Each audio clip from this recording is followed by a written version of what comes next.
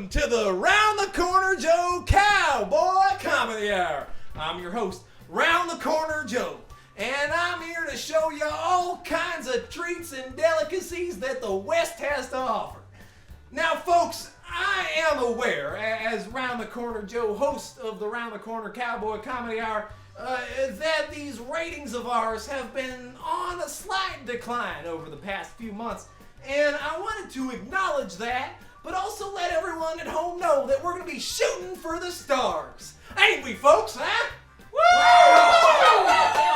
So, folks at home, just so you know that I don't give a shit if that hack Neil Aberdeen still runs the show or not. We don't need no fancy comedy sketch writer now, do we, boys? No, sir. Hell right. Now, folks at home, I want to show you that we have got plenty of comedy right here. We're going to move into our first segment now. We're going to do some cowboy crank calls.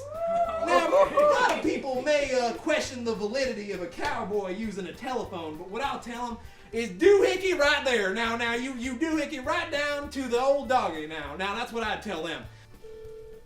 Have a magical day at Chuck E. Cheese in. Hey, is your refrigerator running? For instructions in English, press 1. Para las instrucciones en español, marque 2. These idiots? Will you better go catch it? We showed them. Take that, Chuck E. Cheese. Well, is anybody hungry? Yeah, I guess. No, not literally. I'm just going into the next No, set. yes. I am starving. Oh, yeah. You guys are actually hungry? Yes. We haven't. You don't feed us no more, Joe. I thought you guys were going to get lunch on the way here. With what money, Joe? I don't know. I'll think of something. We'll get you guys some food somehow. I don't know. But for our next set, we're going to be meeting our first guest star. That'll be right after this for your commercial break. We're going to talk to him. We're going to do a little cooking. And Meredith, if you're watching at home, I'm really sorry. I'm trying to be the best man and the best father that I can be. And to you, little Carrie and Sandra, I want you both to know that Daddy loves you both very much, and that Daddy is not abandoning you two for show business. And whatever Mommy tells you about Daddy walking out so he could fulfill his childhood dreams about being a cowboy, you tell your mama that she's wrong and she's a liar and a witch. You tell her she's a witch and that she doesn't know about round the Howdy, everybody, and welcome back to the Cowboy Comedy Hour. I want to apologize for things getting a little unprofessional back there. I don't want y'all to have to think about or kind of puzzle yourselves over all them kind of unsavory things I said back there. All right, now moving on. Here's our next set. Our wonderful guest. Why don't you introduce yourself, partner? Hi, Round the Corner Joe. My name's Mark, and I guess I'm here to do some cooking for you. All right, Mark, and Mark's gonna do some cooking. Now, Mark, where'd you learn to cook? You a good cook? Well, I like to think I'm a pretty good cook, and I learned most of everything that I know. It's all to thank for my great uncle Clifford. Well, this is a recipe from. Do you want me to hold the microphone? No, all right, I don't. I will not. I won't. All right. Well, this is a recipe that used for many a year in my family. See, it's refried beans. Now, the thing is, these can get pretty expensive, so we always made sure that these cans would last a long time. So I'm going to teach you how to make a can of refried beans last for weeks. First of all, we're going to open up this can. This can opener right here. I should have had this done before the show. Yeah, no, you probably should have set this up beforehand. You're not a very good showman, are you, Mark? Probably his first time on TV. I've been on TV plenty of times. I'm on TV quite a lot. Ain't that right, fellas? Yeah. I go on TV a lot. I got my show here that I do, but I've been on plenty of other shows. I was on this one show, some of y'all might remember. It's called Unsavory Vacation. I've made my way up since then. I was a background character back in the day. Goddamn Nelson Fleming always had the spotlight. But look who's got the spotlight now, Fleming. Look who's got the set, huh? Oh, he's ready. He's ready. Okay, all right. Well, you're all ready. So, what's the next step? Usually use a spoon, but today I'll use my hand. That's kind of disgusting. Oh yeah. This is kind of foul. I hate watching you do that. But go ahead. Listen, this is traditional, so this is how we're gonna do it. I noticed you stopped after one fingering. Yeah. Should try it again. Well, no. It didn't look like enough well- refried beans. Ain't that right, boy? We're gonna have a whole lot of food. Throw it in. Throw the other. You're not gonna make me look fucking weak on my show. Okay, well, traditionally you'd use about. I don't care about tradition. This is my show. I'm trying to explain. Okay, just explain that. Explain that. You'd use about half a cup of refried beans to 3 gallons of water, but I think today we'll just eyeball it. And then, all right, so now we have our water in. Looks kind of gross. Oh, it is. But hey, don't worry. And if you're thinking, oh, well, you're gonna get none of the taste of the beans in there. Well, that's where our next part of this recipe comes in. You see, in order to make up for all the lost beans, we're gonna add just a little bit of salt. This seems wrong. Followed up by just whatever spices you have. You should just open your cabinet and grab just like the first 4 spices that you can find. So today we're gonna be using ground cinnamon. And then we're gonna just add a good amount of that. So you're telling me if I had like some oregano, I had some paprika, I had some lemon pepper Cajun seasoning, I Whatever can just you throw have. that in there. Yes, just whatever you have. So then you're gonna want to mix that somehow. I'm gonna use my hand again. Sounds like you. Yeah. So I'm just gonna go in there and just like kind of like squeeze the refried beans, just kind of get it all stirred up and around. Spilling a little bit there. Well that will happen. All right, and then once you feel that the refried beans are mostly gone, then we're gonna call that great, and and then even though this is a pot and should not go in the oven, I'm gonna put it in there anyways, because that's how Clifford would have done it. This is an odd recipe. Oh, it's super odd, but it's fun. I have not had fun with you. All right, we're gonna move on. We're gonna do a fun little segment here. Kind of a fun little musical segment. So we're gonna be doing a very fun, special segment. We like to call this over here in the Comedy Hour, we like to call this the Harlem Square Dance.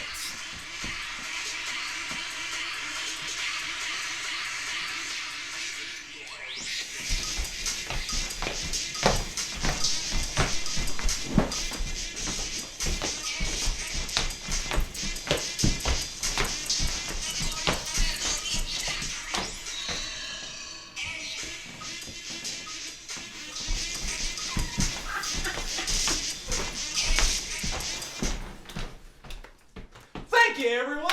You can try that at home. I've been watching this TV show called The View, and on The View they like to sit around a table, right? And they talk about all kinds of important and pressing topics.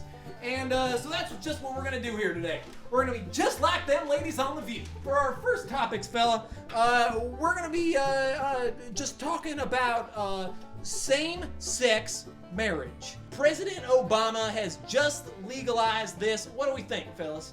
If you get married, you have to have sex with the same person. Sure. Isn't that so? That's same-sex marriage. Yeah, I think that's why. Well, Well, ain't that the point of marriage? To have sex with the same person. I mean, See, that's I right. thought that it meant something different, but I might be wrong. I think you are. I think I might be. Now, what about you, Blackjack? Woo! All right. I'd love to see him shuffle. Talking about having sex with the same person over and over again. Now, after a while, that can just get all kinds of mundane, especially when she tells you that your cowboy character isn't allowed in the bedroom, and that talking about stagecoaches and robbing trains and stuff isn't sexy, and that spitting on her during the act and saying go ahead, Buckaroo, apparently that's not sexy. We don't need to. I'm sorry. I wanted to see what your fella's ideal horse would be. You just had to come up in your head what the horse in your life would be. The fuck? I got some pencils for you, partner. Shit, son. I will. All right, Sam. So before I show it to the camera, why don't you tell us a little bit about your pony? Well, You got a name or something? Yeah, my steed's name is Destiny, because I think wherever I'm riding, I'm always riding towards my destiny. Yeah. Okay. Yeehaw. Yeehaw. Yeah. All right. Let's get a look at Destiny here. Here she is. You see that? Okay. That's Destiny. You like her, right? Yeah, she's a good girl. She's a good girl. Pretty girl. She's a pretty girl. I think I'd ride her all the way north. I think. Look at those ears. Woo, dog. She could probably hear me yeehaw from a mile away. Yep. Yeah. All right, Blackjack. Let's see what you got. Well, you want to tell us a little bit about it first? Yeah. I think every horse is basically perfect as God designed, but except for one important factor. A backwards head. So here's Blackjack, Sanderson Blackjack's perfect horse. Ideal world, this is what Blackjack's riding around on. right. Now I noticed, Blackjack, that he's also riding some kind of motorized skateboard. That's right. To make That's- it faster. That's right. Now that makes sense. That makes sense. What I always thought is you can always add another horsepower to a horse. You know what But I'm the saying? most important part is the backwards head. You have to look at the beast in the eyes while you ride it. I think that makes sense. Does he know how the skateboard works? I do. You do. Okay, well that makes sense. As long as one of you knows how that skateboard works, I think that's a safe time. All right, well Willard, why don't we see your perfect pony? You want to tell us a little bit about it? Based off, of course, my alright perfect horse, Glumford, Go for it. named after my dear daddy. But basically he's already perfect, so the way to make him more perfect is to add a couple more guns to him. There's Glumford there. He's got a couple of pistols on him. Got a couple of guns strapped to him. And then of course I signed it. Of course, he's. Oh yeah. That's a lovely little Mad Dog Willard Peck signature right there. You can see that in on all of his work that he does in art galleries. If you're watching this, I love you. Well, let's go on a commercial break. We'll be right back. Let's be right back. Woo doggy boy. Welcome back, partners, to the Cowboy Comedy Hour. Hope you enjoy them commercials and hope you buy some things. Now, we do this segment every week. We have a little roundtable discussion, and we all talk about our daddies. Now, for this special segment of our roundtable talk about our paws, we've been sponsored by Keeley Brand Spittin' Cans. The only can that you can. So, fellas, feel free to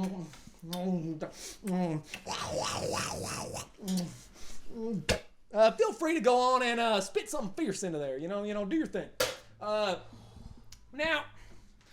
I'm gonna tell a little story Mine's gonna take a while. about the first time my daddy ever had me employed at the coal mines. He'd wake me up and he'd want me to start digging for coal and start shaking hands with the other miners. And I was like, hey, Daddy, how come every time I come out of this here darn mine, I'm leaving with soot all over my face? I don't want to leave with soot all over my face. And so I walk out of that mine and I tell Daddy, hey, Daddy, I ain't gonna work in that mine no more. And my daddy, he ain't gonna allow that. He didn't touch that one bed. No, he taught me to be a good man. Taught me to be around the corner. Joe taught me to come around the corner. Now, boys, if one of you wants to kind of naturally progress with this and kind of talk about your daddy now. I was 9 when I first went fishing with my daddy. We put in the rods in our pants, and we went out and we went fishing. And when I tell you, we went fishing for 9 hours straight. Sure. Long fishing day. We said Didn't charge you. probably 3 words to each other. But when he said those 3 words to me, after I caught my first trout, you know how it feels to catch your first trout. Oh, I love catching my first trout. When you catch your Yeehaw! first trout, man, it feels like Sunday morning all over again. Sure it does.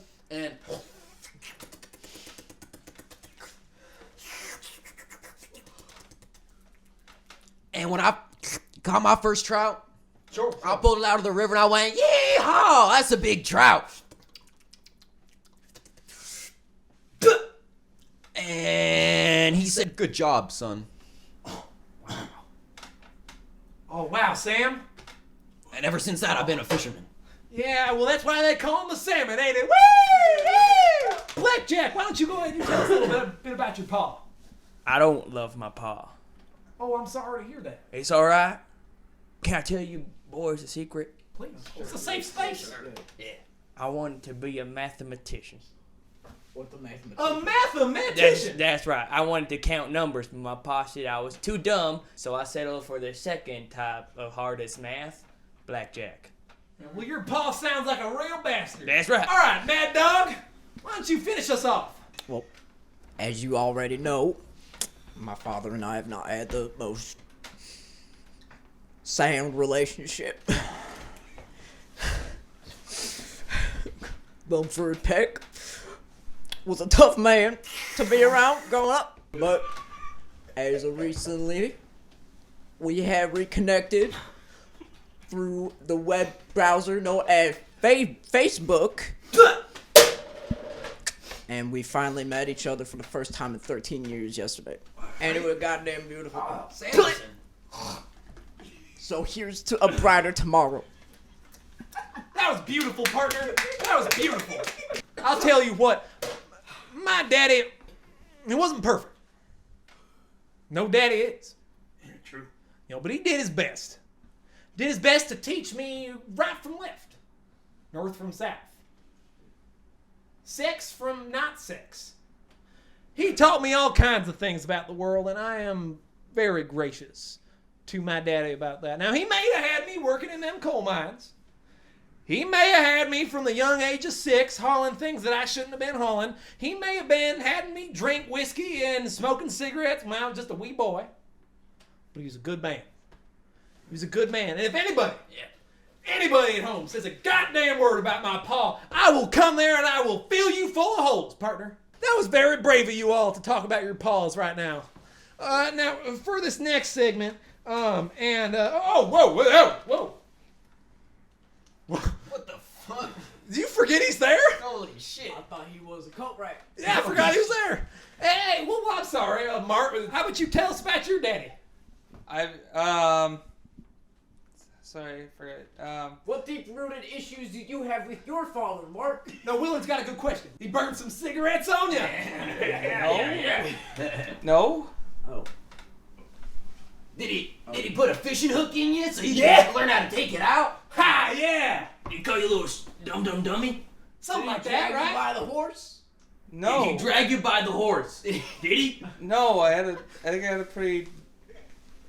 I mean, it feels weird to say normal, but I think I had a pretty ordinary relationship with Are you trying to tell me that my relationship with my pa ain't normal? Well, no. That's not what I'm trying to say. Because if you're saying a goddamn word about my pa, I will kill I'm you. not saying anything about your pa. Don't talk about my pa. Okay. All right, fellas, for our next segment, we're going to be talking about some new age country music. Unfortunately, due to copyright laws, we're going to have to read lyrics rather than listen to actual songs. So let's go ahead and talk about All Right by Blake Shelton. Sam, do you want to take over right here and we can do a duet? So I'll start at the beginning. Go ahead. I played some Stones. Sorry. In Skinner songs last night on the jukebox, and I'm getting back to hating me some soft rock. And then Blackjack, you want to take that next verse? Pass. All right, Willard, you want to take that next verse? I'm almost alright. I'm just about fine. I barely want to break his nose when I see you with another guy. I'm kind of okay with you out of my life. I'm a positively, plus a probability, almost alright. All right, well, that's All Right by Blake Shelton. Yeah. Now, fellas, if I can notice one theme in the lyrics of the song, a lot of what I'm noticing is that Blake Shelton is upset because some woman done him wrong. Now, what do you fellas think about that? Something about a woman in there. I think so. a horse. I thought it was about his paw. Yeah, perhaps it could be about his paw. Perhaps his paw was out cheating on him with other kids or something like that. I'm not sure. I have some first-hand experience with some women being unfaithful. I actually want to. sex with the same people. Weren't having sex with the same people, partner. That's what I'm saying. That's illegal. That's what I'm saying. That's what I tried to tell the divorce lawyer, and he kept telling me that I was out of my mind and that cowboys went out of style in the 1870s, and that I'm scaring his secretary. But I think that he was just being dramatic. Yeah, I think that divorce lawyer was a real crook, if you ask me. That kind of makes you feel worthless because you feel like an unneeded cog in what is family. And, because you watch them and they, just exist without you. And Carrie and Sandra, they just seem so fucking happy without me. And they just seem so happy with just married. Yeah! All right. Yeah, no, that's good. I'm sorry, fellas. You're all right, buddy. Fellas, now I want to talk to you about something a little sensitive to me. I want to talk to you fellas about the ratings of the show because, partners, things don't look good. I know that I've been telling you that we're up for an Emmy this year, but I have to admit now that that was not completely the truth. It's looking like the Comedy Cowboy Hour may be coming to a close pretty soon. I'm really sorry, fellas. I'm really sorry. They keep telling me they want a better show. They want drama. They want drama. I don't even know what they mean. Oh, okay, drama. Okay, Mark, did your mom hit you? No. Yeah, okay, audio guy. Yeah, so you, something embarrassing, right? Something, you're embarrassed about, your living situation, right? You don't like that your mom is living with you? It makes you feel kind of smothered because you can't have women over? That's what he told me before. Your dad cheated on your mom, right? That's what you told me? It's squeamish. Okay. Joseph, you're at 4 viewers. Okay. Jesus. But please, everybody at home, please watch the show. Please watch the next episode. I don't know. Maybe, Mark, you want to tell me about, tell me about your bowl, right? That's good for views. Well, yeah, this is what we made. Usually when you have a cooking thing, you then eat the thing. Sure, no, do it. Yeah, eat it. Well, this is for you guys. Eat it. All right. Joe, stop. Do it, Joe. You like that, right? That was disgusting. No, okay, we can do disgusting. We can do more disgusting things. So like here, one of you guys could like spit in my mouth or something, or like maybe I don't know. Drink it. Maybe like you're almost spilled it all over the place. Please look. I know that we're not getting as many views as you want, producers, but please keep us on the air. I will do anything. Here, you want me to beg? You want me to beg? You want me to look pathetic? Okay, here, I'll beg. Here, hold that. Okay. Please, don't cancel me. Keep me on the air, please. I'll do anything. But these fellas need a job. They're all gonna be homeless, and I'm gonna be homeless. And please, just maybe like one more episode, and I can prove to you that I deserve to be on the air. Please, please. No.